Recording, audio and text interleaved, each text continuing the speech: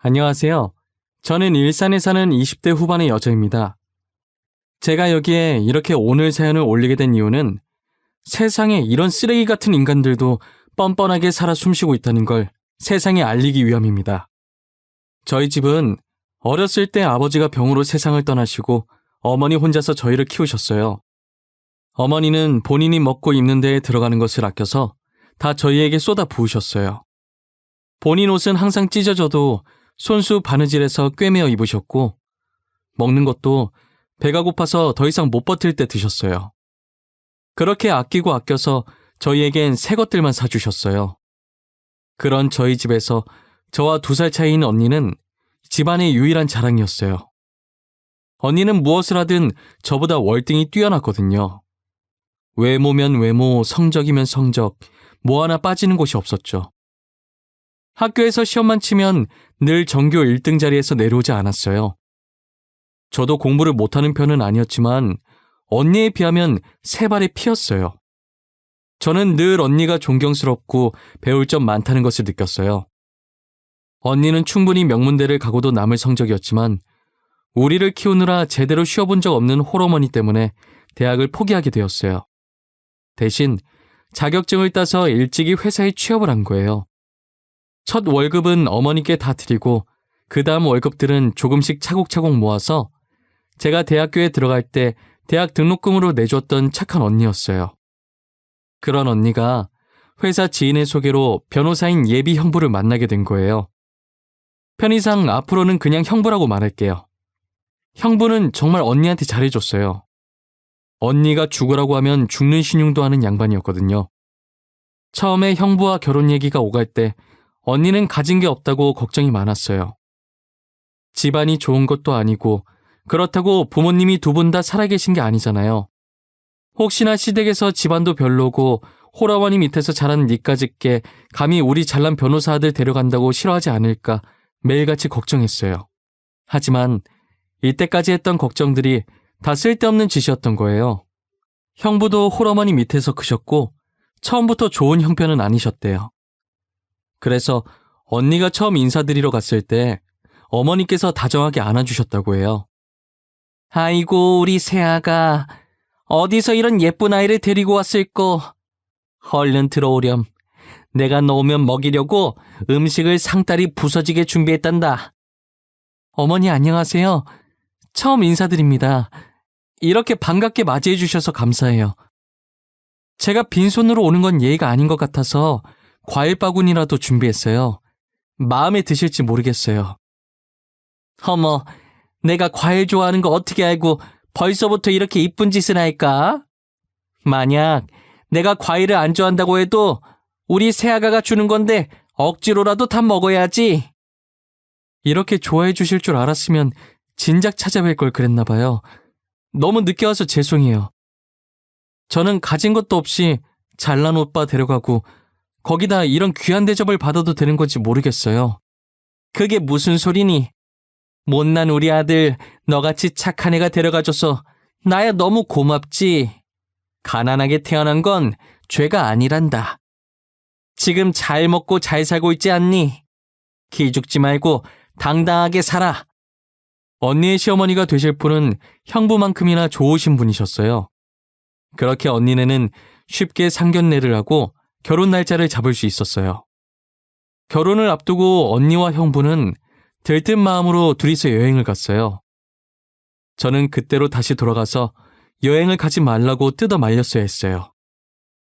언니에게 잘 갔다 오라고 마중 나갔던 과거에 제 자신한테 너무 자괴감 들더라고요.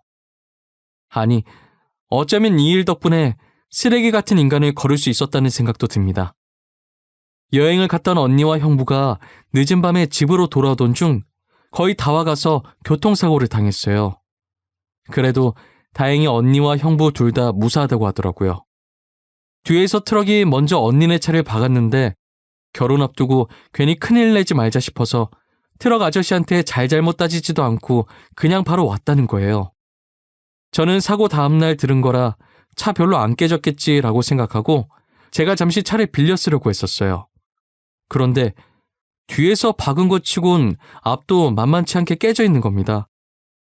꼭 차 앞부분에 누군가 큰 바위를 던진 것 마냥 움푹 들어가 찌그러져 있었어요.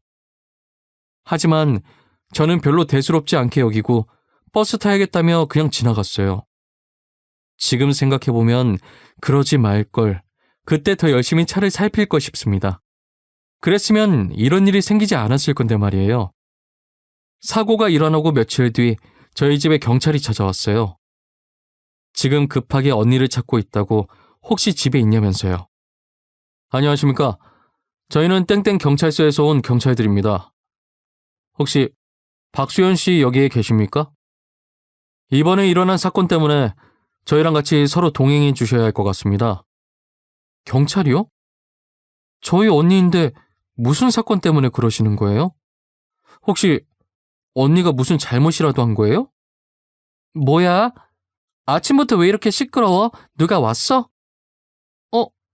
경찰들이 우리 집에 무슨 일로 오셨대? 박수현 씨? 저희랑 같이 서로 가주셔야 할 것 같습니다. 땡땡과 땡땡땡땡 차주 맞으시죠?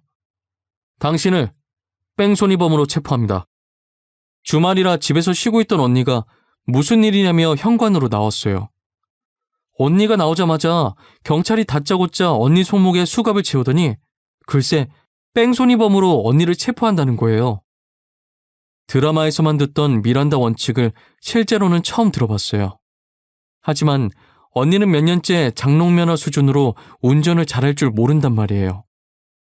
그런 자신의 운전 실력을 잘하는 언니가 평소에 집 앞 잠깐 마트 갈 때 말곤 차 운전도 잘 안 하는데 느닷없이 뺑소니를 했다고 하니 저희는 도저히 믿기지 않았어요. 당사자인 언니도 그런 적이 없으니 영문도 모른 채 자기는 아니라고 소리 지르며 잡혀갔어요. 저 또한 상황 파악이 전혀 안 되었고 엄마는 뺑소니범이라는 소리에 그 자리에서 기절하셨어요. 결국 언니는 가해자 신분으로 재판까지 가게 되었어요. 재판에 제가 참관하게 되었는데 언니는 본인이 한 일이라고 인정하더라고요. 저는 재판 중에 일어난 언니의 모든 행동들이 도저히 이해가 안 되는 거예요. 그때부터 이 사건에 엄청난 무언가가 있다는 생각이 들기 시작했어요. 언니는 모든 혐의를 인정하고 교도소에 들어갔어요. 저는 언니의 재판이 끝나자마자 곧장 형부가 있는 로펌으로 찾아갔어요. 형부, 이게 어떻게 된 일이에요? 언니가 왜 뺑소니범으로 잡혀가는 건데요? 저희 언니 운전 실력 형부도 잘 알고 있잖아요. 지금 이게 말이 되는 일이에요? 뭔가 잘못된 거죠? 처제, 이건 나도 어떻게 할 수가 없어. 모든 증거들이 다 수연이를 가리키고 있었어. 진짜 빼도 박도 못하는 상황이었다고. 나한테 와봤자 해결되는 건 하나도 없어. 말이 되냐고요? 운전이라고 해봤자 집 앞 5분 거리 마트 갈 때 말곤 운전 안 하는 사람이에요. 이거 뭔가 잘못됐어요. 나 이 일 절대 그냥 못 넘어가요. 진범 형부가 못 찾아내면 제가 찾아내요. 형부는 자신이 나서도 해결해 줄 수 있는 방법이 없다며 이 사건에 아예 손을 떼버렸어요. 저는 그런 형부의 태도가 너무 의심스러웠어요. 왜냐면 그게 언니 차였긴 하지만 거의 형부가 운전하고 다녔거든요. 그리고 최근 들어 형부가 차를 새로 사서 애지중지 여긴다고 거의 언니 차만 타고 다녔었어요. 특히나 제일 의심스러웠던 점은 본인이 변호사임에도 불구하고 자신의 여자친구인 언니의 변호사로 안 나섰다는 게 제일 이상했었죠. 불행 중 다행인 게 제 남자친구도 변호사였어요. 제 남자친구는 저와 고등학생 때부터 알고 지냈고 원래는 검사를 준비하던 와중에 무엇 때문인지 모르겠으나 변호사로 생각을 바꿨더라고요. 형부처럼 로펌 출신은 아니었지만 그래도 인맥이 넓어서 로펌 변호사들이랑 친한 편이더라고요. 당연히 형부와도 제가 알기 전부터 친하게 지내던 사이였고요. 남친이 몰래 형부한테 수상한 점이 없는지 캐내려고 했었는데 제 귀에 들어갈까봐 그런 건지 도저히 그 사건에 대해 입을 안 연다고 하더라고요. 아, 수연아 미안해. 나도 누님 일에 도움을 주고 싶었는데 그 형님이 당최 입을 안 여네. 무슨 말이라도 해야 뭘 물어보는데 아무 말도 안 해. 나보고 피곤하다고 계속 가라는 거야.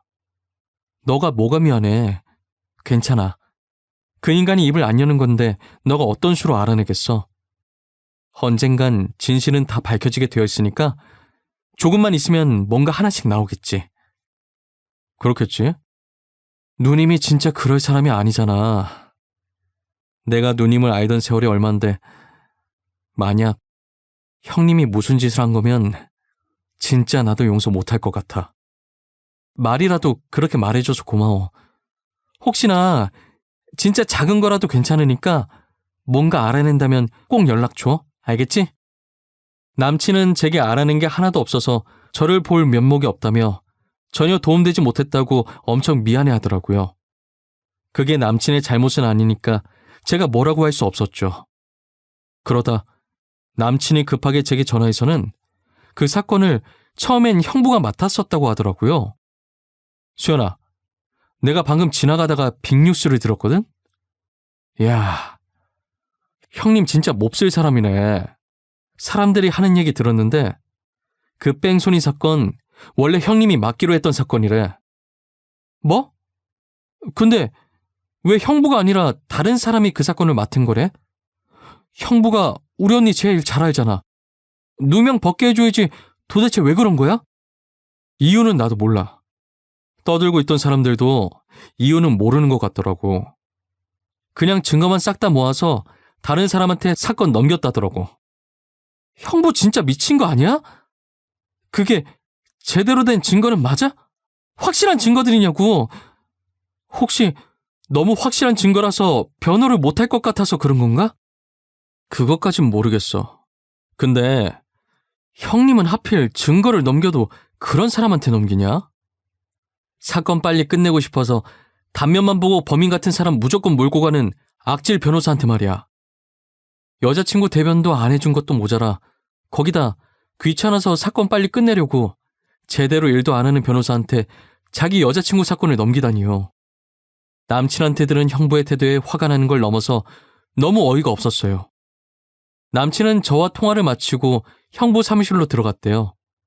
애초에 형부한테 서류 줄 게 있어서 가던 길에 그 얘기를 듣고 저한테 바로 연락했다고 하더라고요.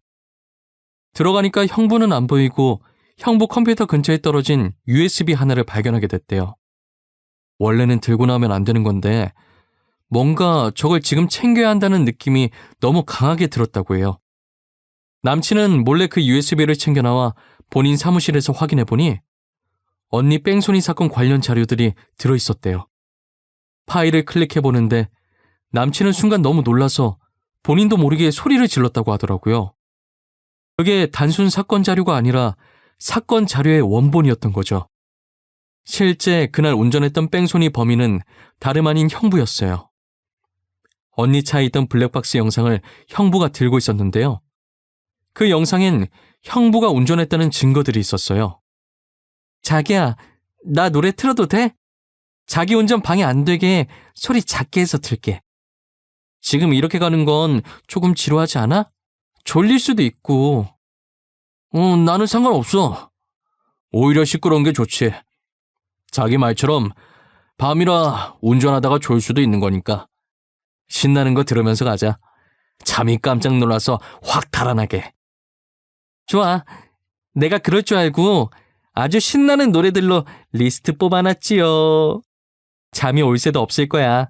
내가 다 쫓아낼 거니까. 영상엔 이런 대화가 있었는데 형부가 이걸 프로그램으로 음성을 살짝 바꿔서 조작했더라고요. 누가 들으면 정말 언니가 운전했다고 믿을 정도였어요. 저도 재판장에서 증거 영상으로 조작된 영상을 들었을 때 초반에 대충 듣고 솔직히 언니가 진짜 범인이었구나 싶었던 적이 잠깐 있었거든요. 하지만 들으면 들을수록 어딘가 살짝 실제 언니 목소리랑 다르다고 느꼈었어요. 역시나 형부가 조작해서 만든 증거였더라고요. 형부는 일부러 모든 증거들이 언니를 향하게 다 맞춰놨더라고요. 그래서 범 모르고 힘없는 언니가 쉽게 범인으로 몰릴 수 있었던 거죠. 저는 어떻게 잔인하고 통쾌하게 복수를 해줘야 할까 싶었어요. 남친도 이걸 보더니 사람이 어떻게 그럴 수 있냐고 이건 그냥 넘어가선 안 된다고 했고요. 이 USB는 언제 어떻게 써야 할 카드일까? 잘만 하면 변호사 생활은 무슨 인생까지 한 방에 날아가게 할 수 있는데 말이야. 자기야, 난 자기가 이럴 때마다 무서워. 하지만 이건 형님이 잘못한 거지. 무고한 사람을 이렇게 범죄자로 몰고 가도 되냐고. 형님, 지금 이 사건으로 지은 죄만 몇 개야. 나 그 인간이 지은 죄목들로 모조리 고소해볼까 해. 언니는 착해서 그냥 넘어갔지만 난 절대로 이대로 못 넘어가지. 괘씸한 예비 형부한테 어떻게 복수할지 하루 종일 생각하고 또 생각하면서 남친에게 부탁해서 고소장을 준비했었습니다. 그러나 이게 무슨 일인지 갑자기 경찰서에서 실제 뺑소니범이 나타났다고 하는 겁니다. 저는 형부가 언니한테 미안해서 자수라도 한 줄 알았어요. 그래서 그 소식을 듣고 하던 일 전부 팽개치고 당장 경찰서로 뛰어갔죠. 경찰서에 도착하니 형부가 아닌 웬 처음 보는 남자가 죄송하다며 연신 고개를 숙이더라고요. 선생님, 정말 죄송합니다. 제가 그러면 안 됐는데 저도 너무 무서워서 그랬어요. 먹여 살려야 할 가족들도 있고요. 저 아니면 저희 집 다 굶어 죽어서 잠시 미쳤었나 봐요. 아무리 그래도 이러면 안 됐죠. 아저씨 대신 누명 쓰고 감옥에 가신 분 인생은 어떡합니까? 아저씨 졸음운전 하나 때문에 아무 잘못도 없이 피해본 사람이 지금 몇이에요? 아이고, 죄송합니다. 제가 진짜 입이 10개라도 할 말이 없습니다. 거기 앞에 사람이 있을 거라고는 생각을 못했어요. 정말 죄송합니다. 경찰한테 이게 무슨 말이냐고 소리를 질렀더니 하는 말이 사고 당시 언니 차 뒤에 트럭 운전자가 졸음운전 중이었다는 거예요. 그런데 트럭이 길 건너던 사람을 못 보는 바람에 그 피해자가 튕겨져서 그대로 언니 차 쪽으로 넘어와 버린 거죠. 그런데 언니 차 앞에서 쿵 하고 사람이 부딪히니 범퍼 쪽도 찌그러지고 이 모든 상황에 언니 차를 몰고 있던 형부는 당황했는지 상황도 따지지 않고 자기가 사람을 쳤다고 생각해서 주랭랑을 친 거였어요. 하지만 그날 늦은 밤이라 주변에 목격자도 없었고 트럭 블랙박스는 고장나서 녹화가 안 되고 있었대요. 언니 차도 하필이면 메모리가 꽉 차서 사고가 났던 그 시간엔 녹화가 안 되고 있었죠. 그런데 트럭 기사가 계속 악몽을 꾸고 가만히 있어도 양심이 찔려서 자수를 하게 됐다고 하더라고요. 그래도 다행히 트럭 운전사가 자수한 덕분에 언니는 혐의라도 벗을 수 있었어요. 저는 도대체 왜 언니가 하지도 않은 잘못까지 인정했다고 말했는지 너무 화가 났어요. 언니는 도대체 무슨 생각으로 하지도 않은 짓을 했다고 인정한 거야? 교도소가 무섭지도 않았어? 형부가 운전했었다고 왜 말을 안 해? 내가 경찰서 들어가자마자 모든 증거들이 전부 내가 그랬다고 말하고 있었어. 나도 어떻게 할 방법이 없었어. 그리고 남편도 그러라고 했고. 그냥 내 잘못이구나. 그 생각밖에 안 들더라. 그래도 그렇지 형부가 운전했었다고 말이라도 해봤어야지. 증거들이 조작됐다고 말할 수 있었잖아. 망할 그놈의 거지 같은 사랑이 뭔지. 처음엔 남친 힘들게 변호사 됐는데 인생 망치고 싶지 않았어.